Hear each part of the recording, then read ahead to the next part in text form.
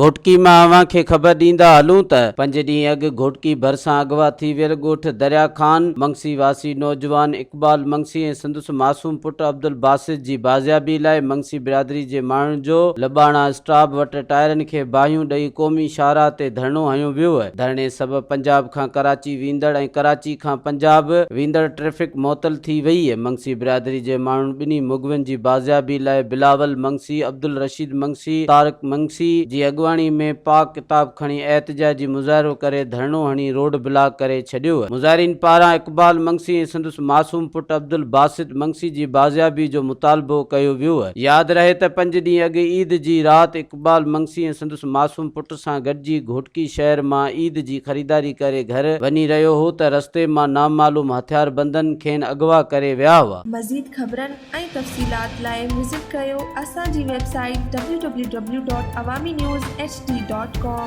ऐं ॾिसंदा रहो अवामी न्यूज़ HD।